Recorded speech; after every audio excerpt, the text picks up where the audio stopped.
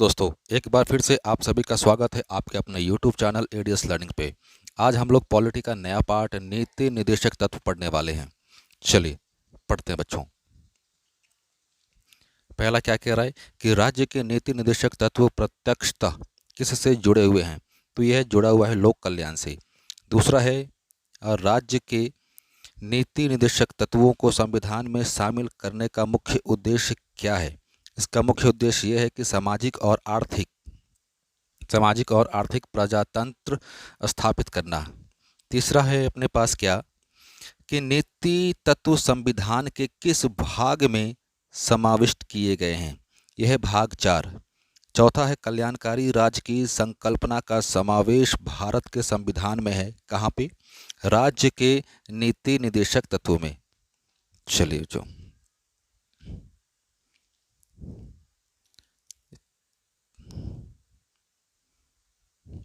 आगे चले हम लोग। आगे अपना क्या कह रहा है कि नीति निर्देशक तत्व देश के शासन के मूलाधार हैं। निश्चय ही विधि बनाने में इन सिद्धांतों को लागू करना राज्य का कर्तव्य होगा। उक्त घोषणा किस अनुच्छेद में की गई है, यह है अनुच्छेद 37 में। अगला है किसी भी विधि को निर्देशक तत्वों से असंगत होने के कारण आधिकारिक घोषित नहीं किया जा सकता। यह अभिधारणा किस बाद में प्रदान किया गया, मद्रास राज्य बनाम चंपाकम दोराई राजन।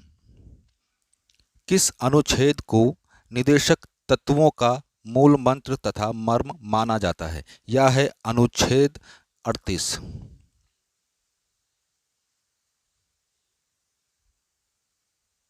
यह है अनुच्छेद 38 अपना। फिर आगे है मूल अधिकार का निर्वाचन करने के लिए भाग 4 के किस अनुच्छेद की सहायता ली जा सकती है, अनुच्छेद 39। अगला है 44वें संविधान संशोधन द्वारा अनुच्छेद 38 में क्या नवीन उपबंध किया गया है, वह है राज्य विशेषता आय की असमानता को कम करने का प्रयास करेगा और इसे रखा गया है कहाँ पे, अनुच्छेद 38 के 2 में। अगला है बच्चों अपने पास कि राज्य के नीति निर्देशक सिद्धांत किस प्रकार मौलिक अधिकारों से भिन्न है। यहाँ पे क्या बताना है कि नीति निर्देशक तत्व मौलिक अधिकार से कैसे भिन्न है वो बताना है। नीति निर्देशक तत्व न्यायालय द्वारा प्रवर्तनीय नहीं है, जबकि मूल अधिकार प्रवर्तनीय है।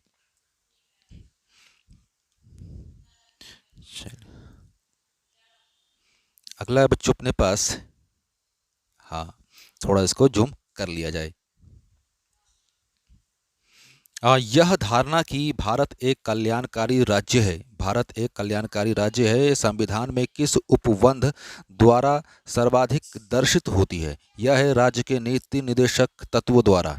अगला है क्या कि भारत सरकार द्वारा आरंभ किए गए राष्ट्रीय सामाजिक सहायता कार्यक्रम में भारत के संविधान के किस उपबंध की पूर्ति होती है, यह है नीति निर्देशक तत्वों की। अगला बच्चों राज्य के नीति निर्देशक तत्वों संबंधी उपबंध किस देश के संविधान से लिए गए हैं, मतलब ये कि राज्य का नीति निर्देशक तत्व जो है वो कहाँ से लिया गया है, किस देश के संविधान से लिया गया है। तो हमें पता है कि वो लिया गया है कहाँ से, आयरलैंड के संविधान से, आयरलैंड के संविधान से। चलिए इसको थोड़ा क्वेश्चंस को ऊपर कर लिया जाए। ये बहुत अच्छा है कंसेप्ट क्या कि किस अनुच्छेद के तहत राज्य का यह कर्तव्य है कि वह मादक पेय पदार्थों और स्वास्थ्य के लिए हानिकारक औषधियों की प्रयोजनों से भिन्न उपयोग प्रतिषेध करेगा, यह है अनुच्छेद 47। इसको ऐसे समझिए कि कोई भी राज्य अगर मादक पदार्थ हैं उसको बंद कर सकता है, किसके अंतर्गत, अनुच्छेद 37 के अंतर्गत। अगला पॉइंट बच्चों, नीति निर्देशक तत्व भारत के संविधान की अनोखी विशेषता है और जिसमें एक कल्याणकारी राज्य का लक्ष्य अंतर्निहित है। यह कथन किनका है, यह कथन है डॉक्टर BR अम्बेडकर का। अगला है अपने पास क्या कि कृषि एवं पशुपालन के गठन से संबंधित उपबंध, कृषि एवं पशुपालन के गठन से संबंधित उपबंध कौन से हैं, अनुच्छेद 48, अनुच्छेद 48। आगे चलो थोड़ा सा जूम कर लेते हैं। हाँ, अनुच्छेद 48, नागरिकों के लिए समान सिविल संहिता, कई बार पूछा जा चुका है ये। नागरिकों के लिए समान सिविल संहिता का उपबंध किस में दिया गया है? यह है अनुच्छेद 44 में। अगला क्या कह रहा है कि पंचायत के गठन का उल्लेख संविधान के किस अनुच्छेद में किया गया है? पंचायत के गठन का उल्लेख, यह है बच्चों अनुच्छेद 40। अगला अपने पास क्या कि भारतीय संविधान के अंतर्गत धन का केंद्रीकरण विकास उल्लंघन करता है। कौन? राज्य का नीति निदेशक तत्व उल्लंघन करता है। आगे चलें। क्या कह रहा है अभी, इसको थोड़ा हटा लिया जाए पहले।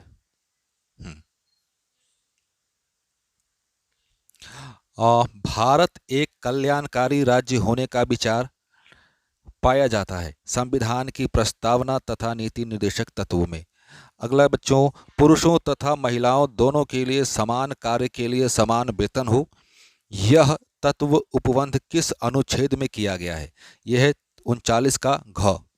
अगला है अपने पास क्या कि कर्मचारी के स्वास्थ्य तथा शक्ति का तथा बालकों की सुकुमार अवस्था का दुरुपयोग न हो एवं आर्थिक आवश्यकता से विवश होकर नागरिकों को अपनी आयु एवं शक्ति के प्रतिकूल रोजगार में न जाना पड़े का उपबंध किस निदेशक तत्व में किया गया है? यह 39 का ड। 39 का ड। 39 का ड। अब चले आगे, रुक जाओ, फिर ये हो गया। हाँ, अगला अपने पास क्या कह रहा है कि कौन कौन से नीति निर्देशक तत्व 42वें संविधान संशोधन द्वारा भाग 4 में जोड़े गए हैं? यह है अनुच्छेद 39 का क, जिसके अंतर्गत क्या आता है कि समान न्याय तथा निःशुल्क चिकित्सा सहायता। अनुच्छेद 43 का क, उद्योग के प्रबंधन में कर्मकारों का भाग लेना। अगला है अनुच्छेद 48 का क, पर्यावरण वन वन्य जीवों की सुरक्षा। अगला है 39 खंड च, शोषण से बच्चों एवं वयस्कों की सुरक्षा। यहाँ पे जो भी अनुच्छेद दिए गए हैं बच्चे वो कभी ना कभी पूछे जा चुके हैं और ये सारे इंपॉर्टेंट है, ये हर बार पूछा ही जाता है लगभग। मान लीजिए कि अगर नीति निर्देशक तत्व से क्वेश्चन बनेंगे तो एक मान के चलिए कि मैक्सिमम प्रोबेबिलिटी है कि इन अनुच्छेद को पूछा जाए। अगला अपने पास क्या कि न्यायालय के किस वाद में केंद्र तथा राज्य सरकारों को निर्देश दिया गया कि बाल श्रम को समाप्त कर उनके पुनर्वास तथा कल्याण की व्यवस्था करें? ये था वाद कौन सा? MC मेहता बनाम तमिलनाडु राज्य।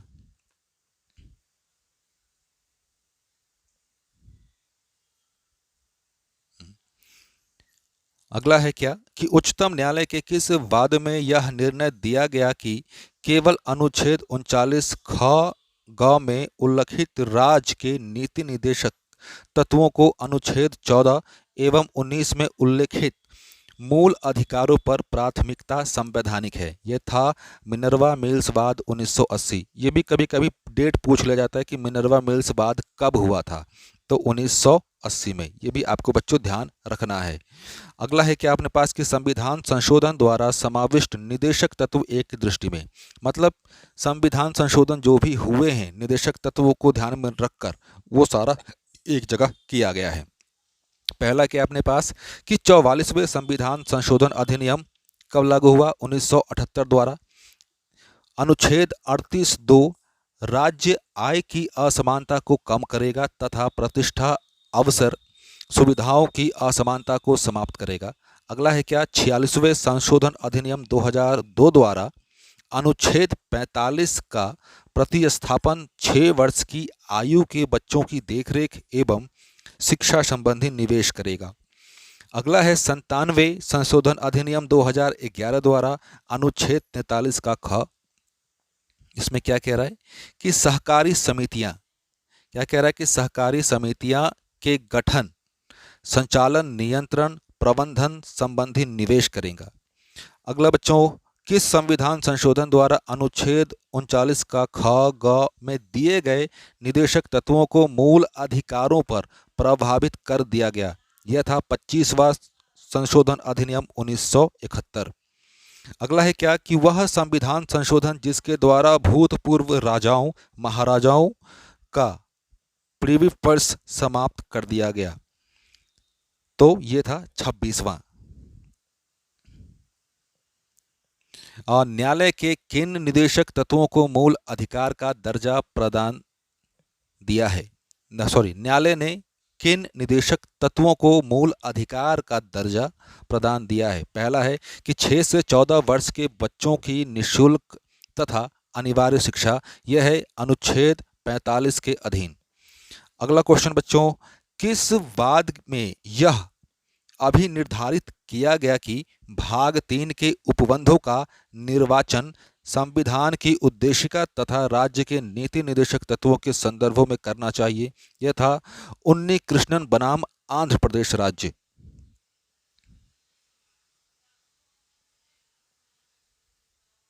थोड़ा सा जूम और कर लिया जाए ताकि चीजें और साफ साफ दिखे हम लोगों को। चलिए, किन अनुच्छेदों में विधि शास्त्र के विवरण न्याय का सिद्धांत निहित है? यह है अनुच्छेद 38 और 39।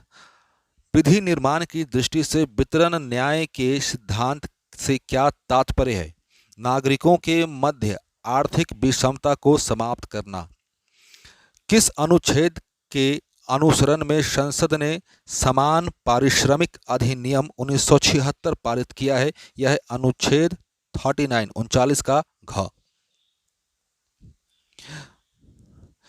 किस संविधान संशोधन द्वारा पंचायतों को सांविधिनिक स्तर प्रदान किया गया? 73वें संविधान संशोधन अधिनियम 1992। 73वें संशोधन संविधान अधिनियम द्वारा संविधान के किस भाग में पंचायत संबंधी उपबंध किए गए? भाग 9। पंचायत संबंधी उपबंध किसमें? तो भाग 9 में। बेकारी मतलब बेरोजगारी, बीमारी, वृद्धावस्था तथा निःशक्तता तथा अनर्ह अभाव की स्थिति में लोक सहायता पाने का अधिकार।